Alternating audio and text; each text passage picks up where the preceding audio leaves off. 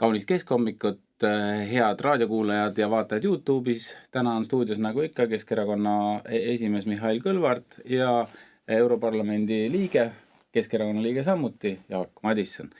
Ja kuna Jaak on meil täna stuudios ja me vahepeal ei ole saanud siin pikalt sellist päevakajalisi teemasid arutada, siis ma sissejuhatuses kohe su käest küsin, et kas sa oled juba Ceutas käinud vaatamas, mis seal toimub? Jaa, tere ka minu poolt kõigile. Käisin isiklikult tagasi lükkamas siis 10 000. Aga tegelikult ei ole ja ei ole lähel plaanis ka minna sinna. Aga kas see probleem on lahendatud seal, tegelikult me ei tea, et põhimõtteliselt Hispaania ametlik seisukoht oli, et esimese 2 päevaga siis 97% illegaalsetest sisserännutest tagasi saetud, seda numbrit keegi pole kontrollinud, seda seadis kahtluse alla ka siis peaminister Pedro Sánchez endine välisnõunik, et keegi pole näinud täpselt nagu andmeid, et kus need numbrid võetakse. Aga kas sa oskad kommenteerida, et kuidas sellised asjad alguses saavad, et kui meil siin Tallinnas oli see suur kriis seoses igavese tule juures toimunud selle marodööritsemiste ja kõige muuga, et kas on organiseeritud ja kuidas sellised asjad juhtuvad, et 10 000 inimesed vist päris niisama omal initsiatiivil organiseerimatult sellist asja ei tee? No alati võib olema keegi eestvedaja, kes mingid inimesi koondab mingisse kohta ja annab suuna kätte, et minge nüüd sinna, et sama asi on nagu igal pool ka immigratsiooniga. Ega kui Valgevene Poola piiri vaata, siis Valgevene selgelt orkestreeris Minskist transpordi Valgevene Poola piirile ja öeldi, et seal on Euroopa. Hakka minema. Praeguse info kohaselt Maroko valitsus oli selle asja üks korraldajatest. Väidetavalt ka Maroko luuretöötajad olid siis nii-öelda immigrandid selle sama massi seas. Seega Maroko on seal ilma kahtlusteta osaline. Hispaania käitumine oli samas väga-väga sõbralik Maroko suhtes, et tegemist on väga heade partneritega, kellega probleemi lahendatakse. Miks Maroko just praegu seda tegi, kindlat vastust ei ole, Maroko pole seda ise kommenteerinud. Kiiresti tõmmati jällegi hoogu tagasi.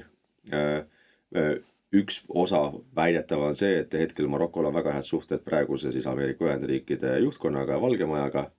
Ja samas teatavasti Hispaania juhtkonnal ei ole väga häid suhteid Valgemajaga ja pole ka väga paljude Euroopa riikidega. Seega see juhtus nagu täiuslik torm, kus Maroko näitas oma võimu, et ta saab seda teha, kui ta soovib seda teha poliitiliselt, kasutada siis migrant ühe vahendina poliitiliseks surveavalduseks, mis puudutab ka Lääne-Sahara piirkonda, millele on Marokol siis nõudmised. Ja samal ajal, kui Hispaania liiga hakkab suhtlema Alžeeriaga, mis on konfliktis Marokoga, siis Maroko seda kohe kasutab. Ja samal ajal Hispaania ise alles 3 kuud tagasi otsustas legaliseerida 500 000 illegaalse immigrandi viibimine Hispaanias, anda elamisload, mis jällegi tähendab tegelikult see mõjutab ka teisi Euroopa riike, sest kui sul on juba elamisluba ühes Euroopa Liidu liikmesriigis, siis sellega sul on võimalus ka rännata, reisida, töötada, elada teistes Euroopa Liidu liikmesriikides, sealhulgas Eestis. Nii et, ja kui me vaatame seda hästi kiiret reaktsiooni Euroopa riikide poolt, siis 22 Euroopa Liidu liikmesriiki 27 ehk 22 allkirjastasid kohe väga kriitilise kirja Hispaania suhtes. Ehk et Hispaania enda nagu olukord ei ole just kõige rohkem meeltmööda teistele Euroopa riikidele. Nii et Maroko kasutas ära ideaalse võimaluse, head suhted Ameerika Ühendriikidega. Hispaanial ei ole praegu häid suhted ameeriklastega ja pluss veel siis teiste Euroopa riikide kiire reaktsioon tähendab seda, et ega Pedro Sánchez olukord Hispaanias just kõige meeldivam ei ole ja ka põhjendatult ei ole. Mihhail, aga kas Eesti on sellisteks olukordadeks valmis? Et Jaak praegu kirjeldas, et me võime sattuda täpselt samasugusesse kriisi, väiksemasse, suuremasse, aga ikkagi. No alustame sellest, et see olukord on hea õppetund nii Euroopa Liidule kui ka tegelikult meile. Sest me nägime, kuidas ühe päevaga on võimalik kas korraldada või tekitada sellist kriisi. Et rohkem kui 50 000 inimest lihtsalt on kohal. Ja ma tegelikult ei usu, et on võimalik 2 päevaga nii palju inimesi korraga tagasi saata.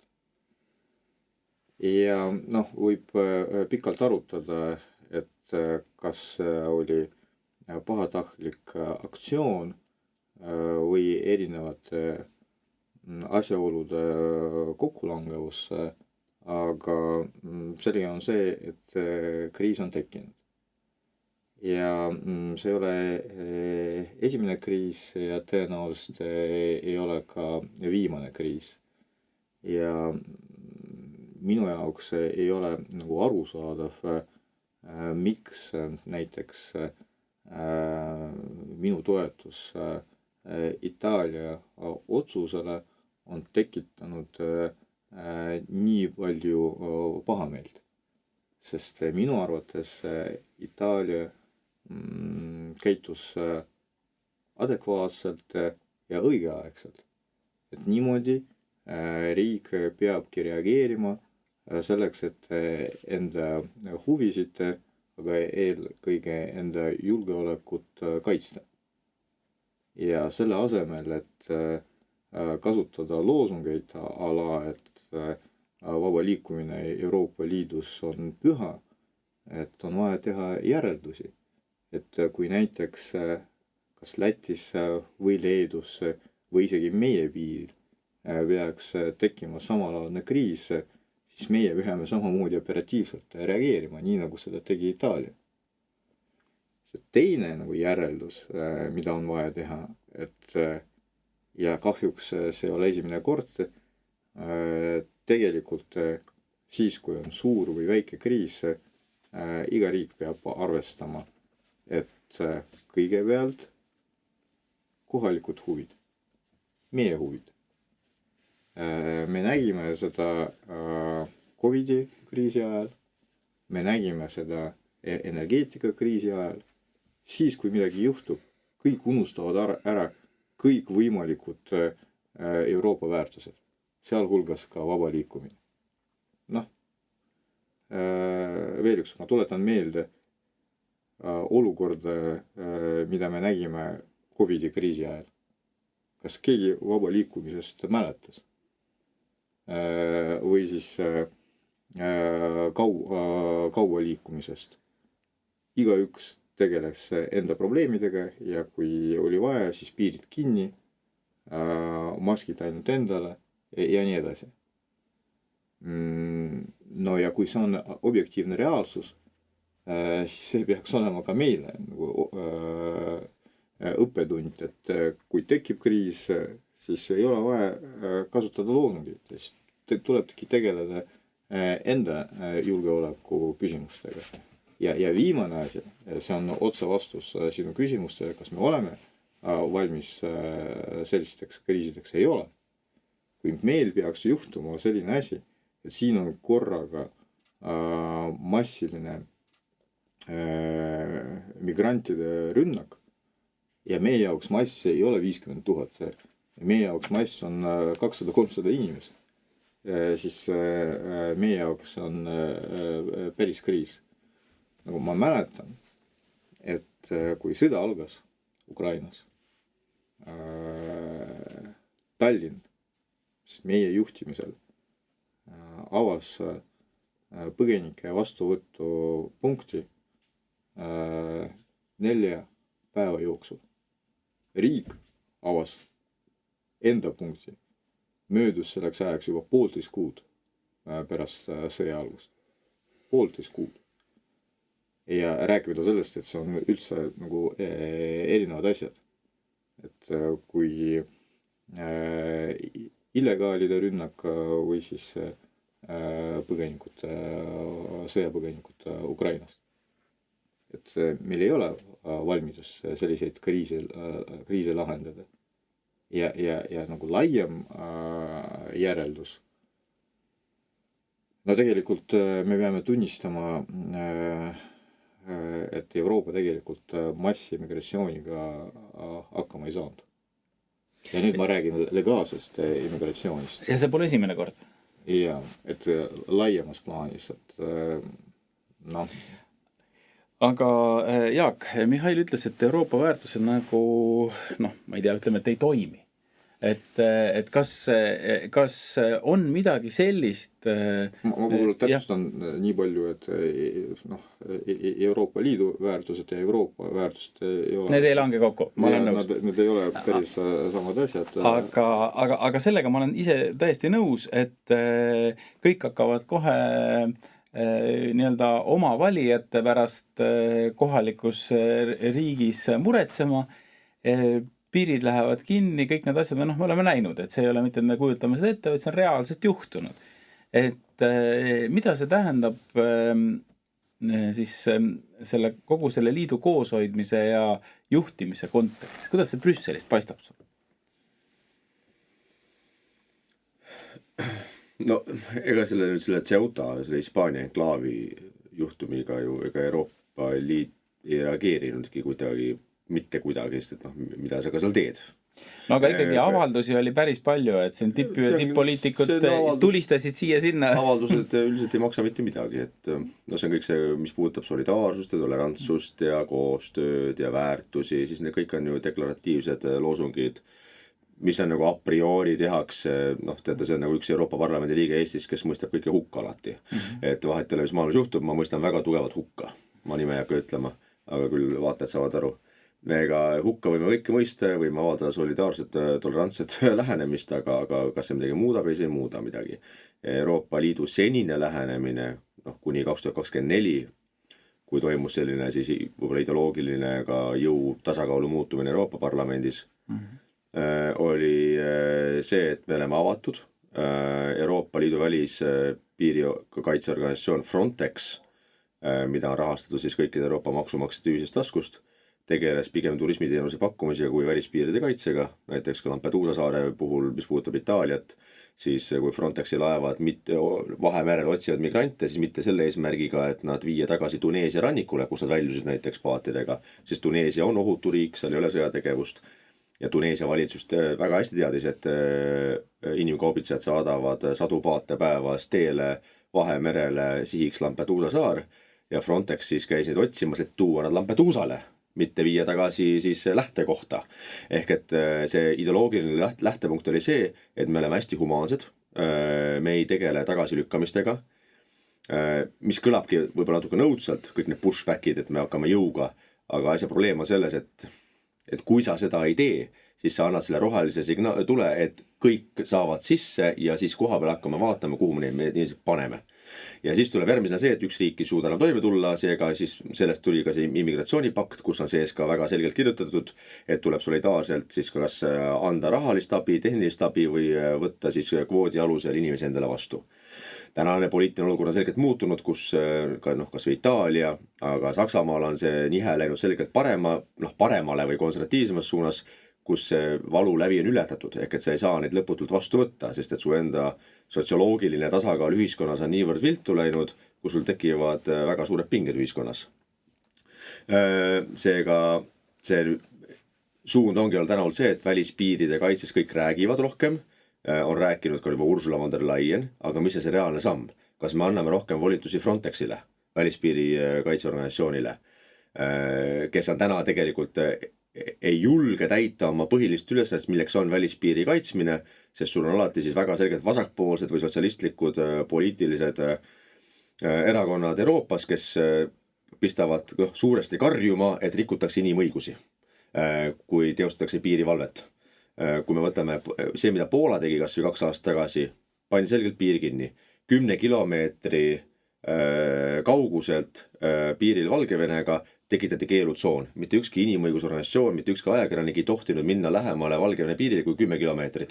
Just nimelt selleks, et sul ei tuleks mingisugused aktivistid oma fotokaameratega, et teha siis väga suuri nutupilte sellest, kuidas vaesed migrandid Valgevenest ei pääse nüüd Poola ehk Euroopa Liitu. Ehk et seda ei teki avaliku propaganda survet. 2015-16, kui me tuletame meelde, millest läks kogu Euroopa avalikus härdaks, oli see, kui leiti rannast ühe väikese poisi surnukeha, mis oli traagiline, see oli jõudne, see oli väga kole pilt kusjuures. Aga see oli see pilt, mis pani liikuma kogu selle Euroopa mentaliteedi, vaadake, mis inimestega juhtub. Me peame nad vastu võtma. Kuigi see üks poiss, tegelikult, kelle surm on traagika, oli ainult üks pisikene näide kogu sellest massist, kellest tegelikult 95% oli noored mehed.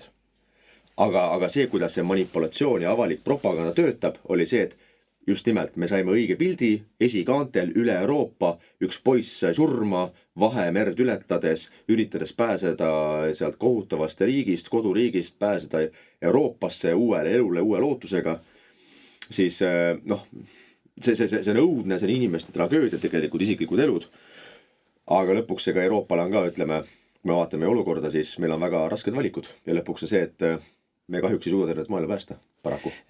Seda me ei suuda, see on tõsi, aga siin me vahetame teemat, loodame, et rändekriisi juurde saame tulla tagasi järgmistes saadetes, sest see lihtsalt on nii oluline teema, aga... Oota, mulle tundub, et siin on üks väga oluline aspekt, et noh, ma väga loodan, et Euroopa Liit kunagi ei unusta, et on olemas sellised mõisted nagu solidaarsus ja humaansus. Ja need on päris Euroopa väärtused, mitte Euroopa Liidu väärtused, päris Euroopa väärtused.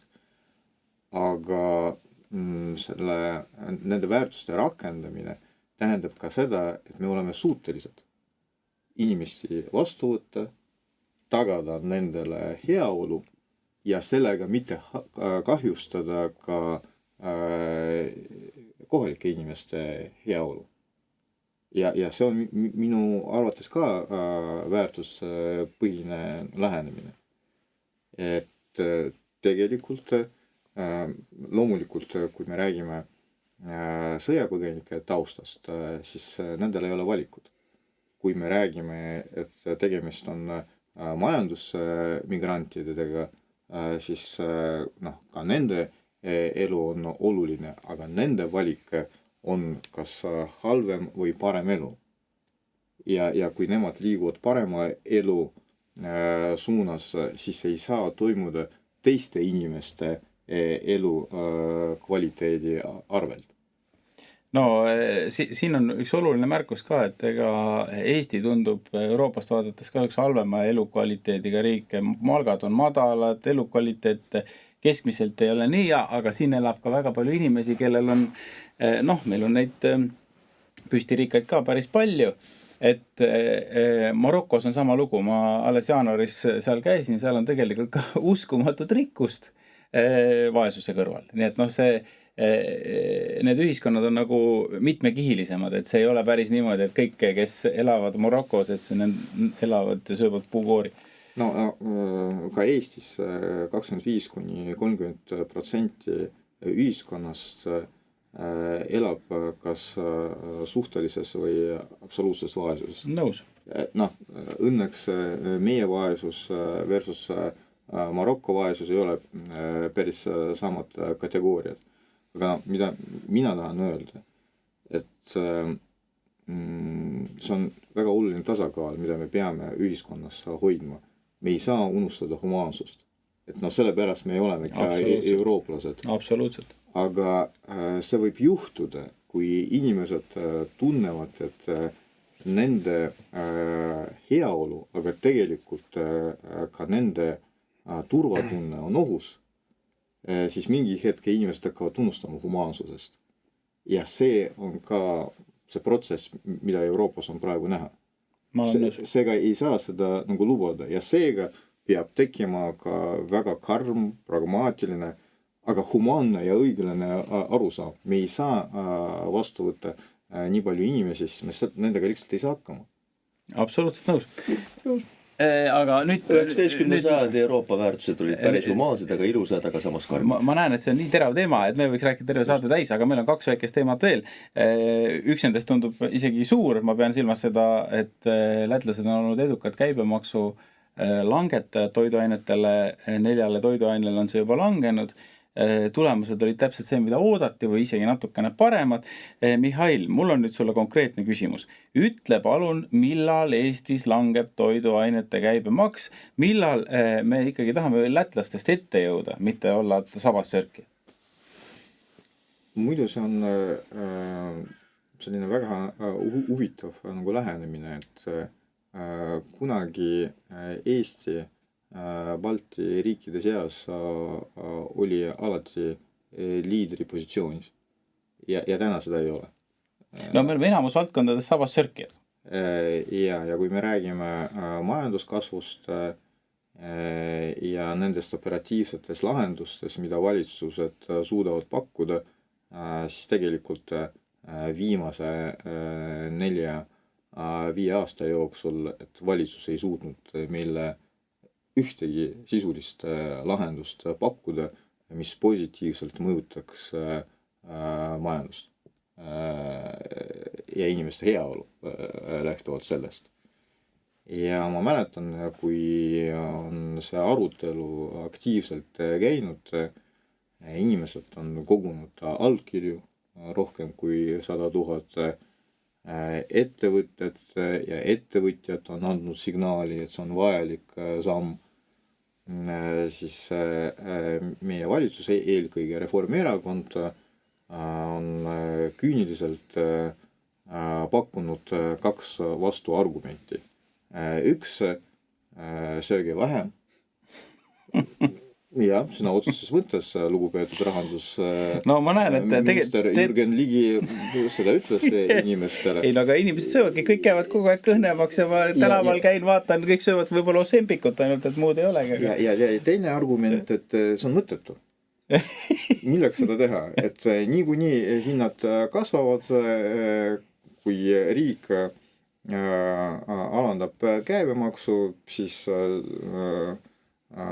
tootjad ja müüjad lihtsalt saavad suuremad kasumid. Nagu see ei tööta. Et teistes Euroopa Liidu riikides töötab, sest Eesti on ainuke riik, kus ei ole kas Brüsselis töötab ka või? ei ole soodsat toiduainete käibemaksu. Varem oli Taani ja Eesti, nüüd on ainult Eesti. Aga meil siis ei tööta. Ja Läti, kuna seal oli kehtestatud soodsam toiduainete käibemaksu just hiljuti, siis nende kogemus ongi võib-olla analüüsiks kõige huvitavam. Ja see analüüs on tehtud ja tuli välja, et hinnad läksidki alla ja mis on kõige olulisem, on kasvanud ka tarbimine. Ehk siis tegelikult riik ei ole midagi kaotanud või pole isegi võitnud. Sest tarbimine käivitab majandust, aga ka isegi Exceli tabelis, kui on rohkem müüdud, siis riik on saanud ka rohkem käibemaksu. Absoluutselt. Jaak, ütle nüüd ausalt, kas sa oled juba Lätis toidu järgi käinud, et kui Lätis on midagi paremini, siis tavaliselt eestlased sõidavad kohe, ma ei hakka ütlema, mis teemadel sinna kõike ostma, et kas sa oled juba käinud? Kui paar aasta tagasi oli õlleralli, eks ole, üle Läti piiri, siis nüüd on munaralli.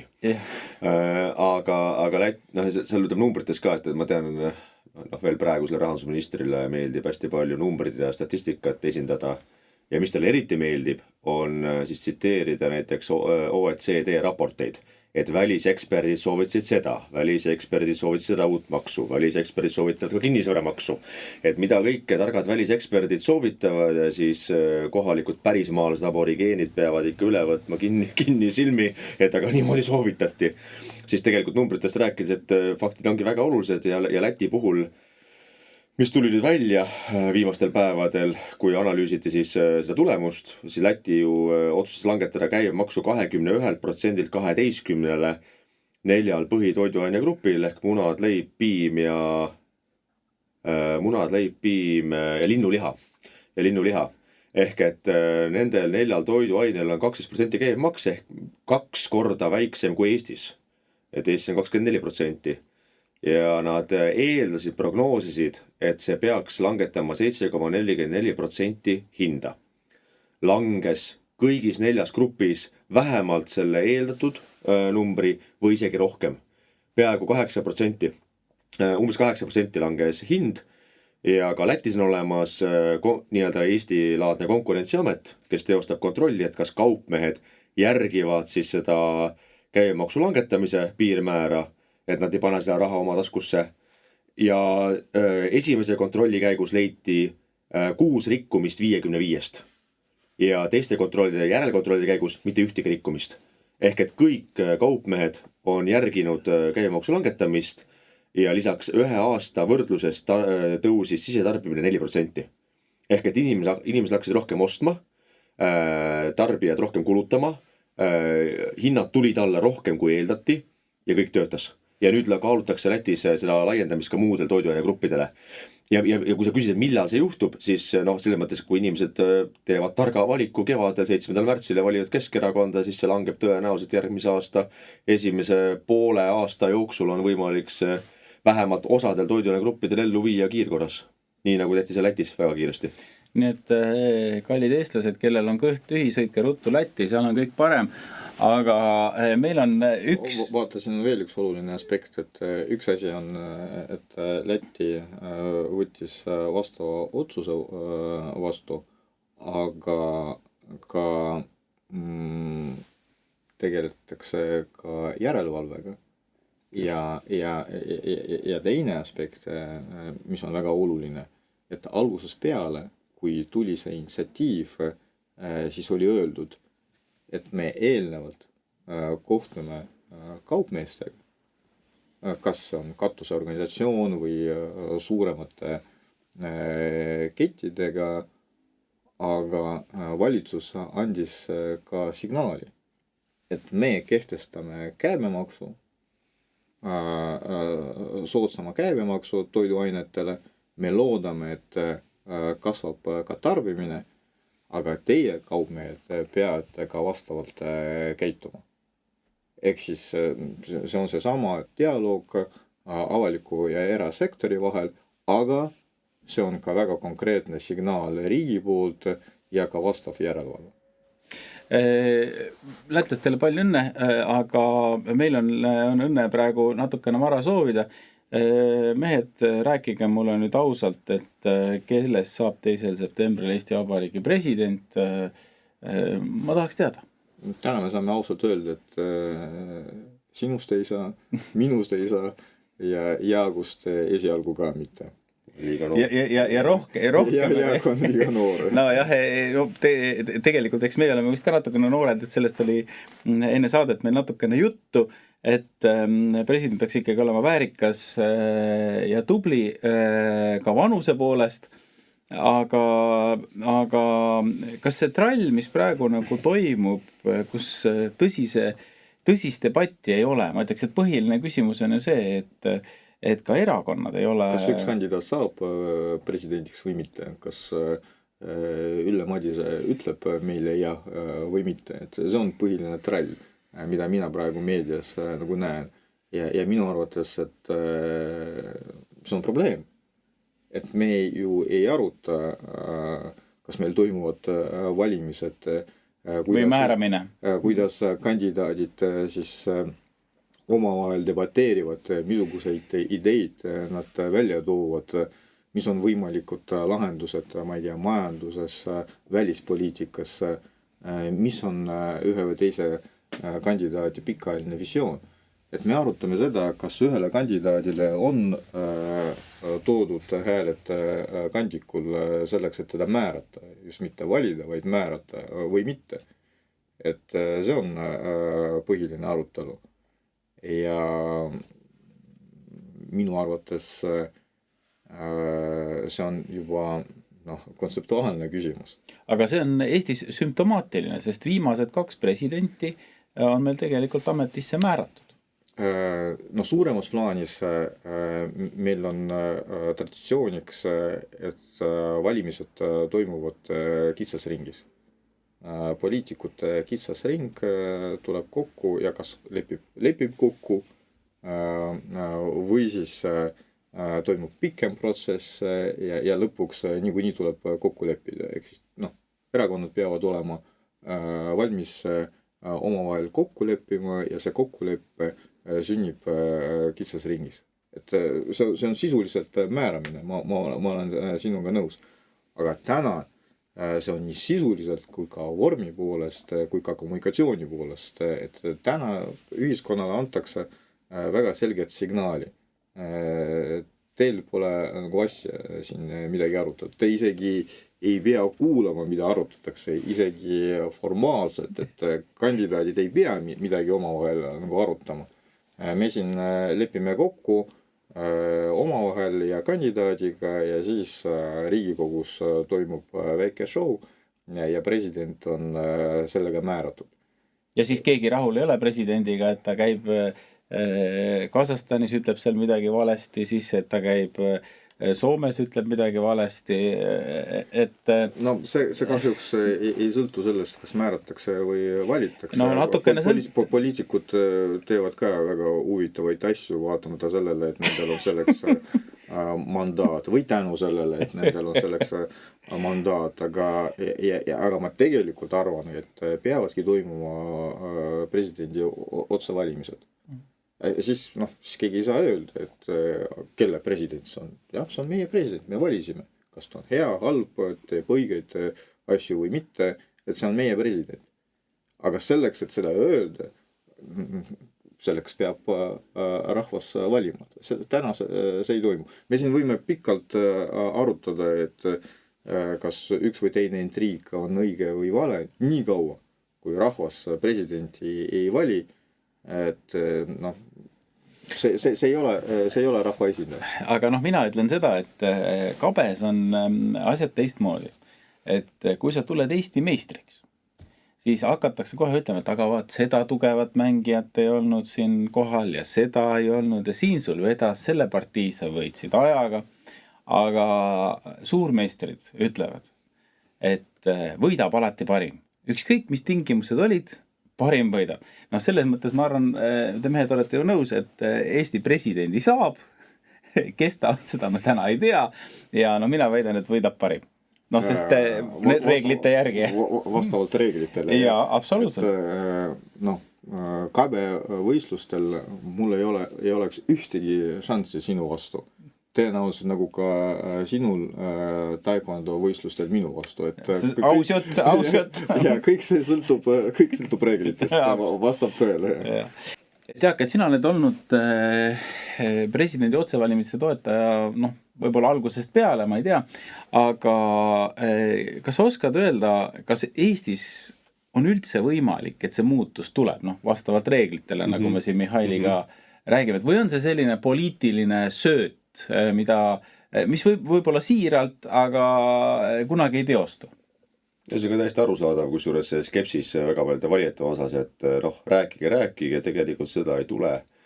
Ja ma arvan, et skepsis tuleb tegelikult kogu sellest ühiskonna arengust, et ma just mõtlesin ja kuulasin praegu seda praegust olukorda, siis kui me üritame minna nagu ajaloos natuke tagasi, nagu ikka vanasti oli rohi rohelisem ja taevas sinisem, siis veel näiteks 2001. aasta valimistel, 2006. aasta valimistel.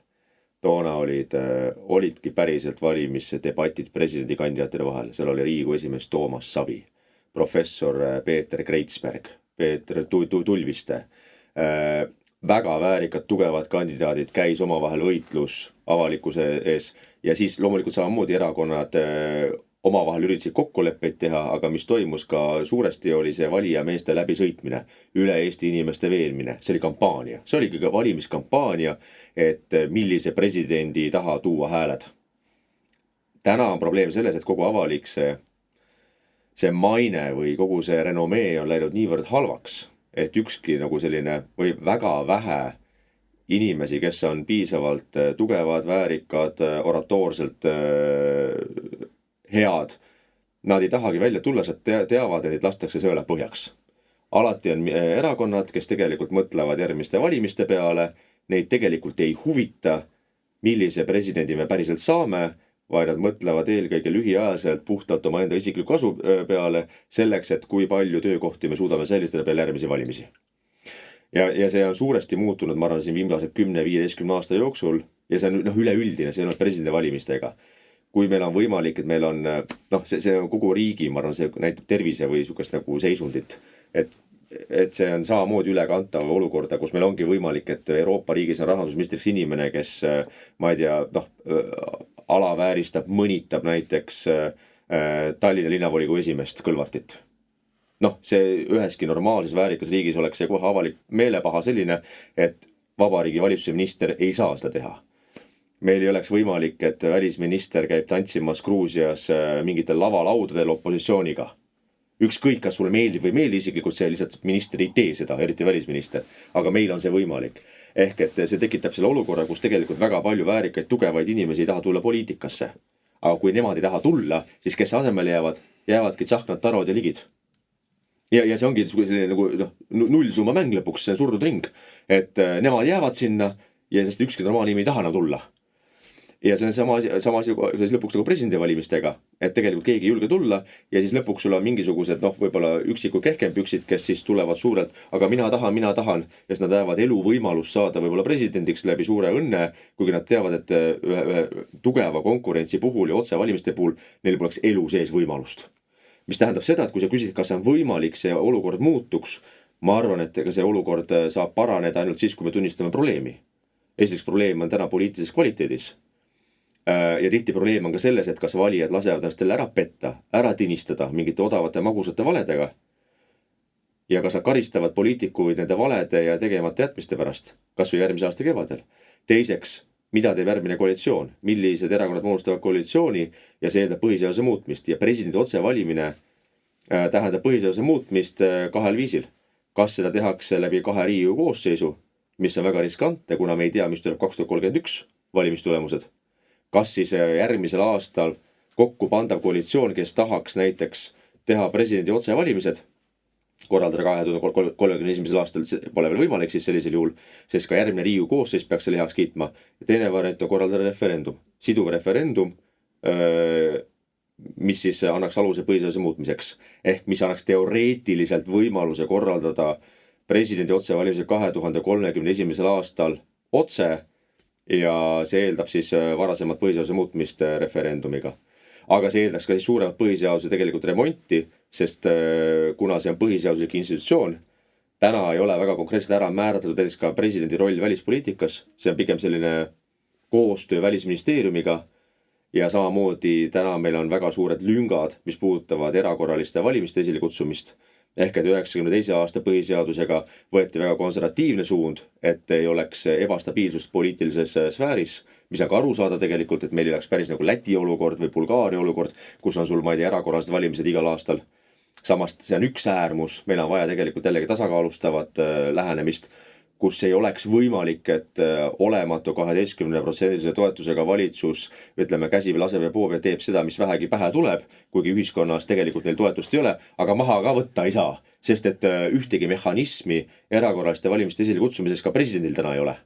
Et see eeldab tegelikult, ütleme, võib-olla Soome olukorra põhjalikum analüüsimist, et kuidas on seal otsevalimistega presidendile antud ka mingisugune sisuline juriidiline võimekus olla siis suurem esindajaga välispoliitikas koos välisministeeriumiga ja samal ajal kuidas olla tasakaalustav jõud siis päevapoliitikas juhul, kui tegelikult avalikkuses puudub enam tegelikult toetus ametis olevale valitsusele.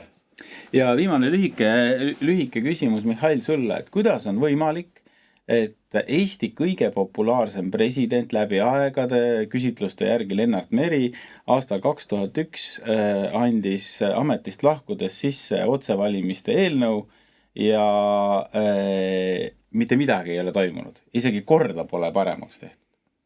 Kuidas see on võimalik? See oli ja on poliitikute valik. See ei ole inimeste valik. Seda on otsustanud poliitikud ja tänases olukorras ainult poliitikud saavad seda muuta. Ja ma arvan, et see võiks olla ka üheks teemaks ka Riigikogu valimistel. Suur tänu Keskhommikut kuulamast ja vaatamast. Täna oli stuudios Europarlamendi liige Jaak Madisson ja nagu ikka, nagu alati, Keskerakonna esimees Mihhail Kõlvart, mina saatejuhina Janek Mägi. Kuuleme jälle nädala pärast.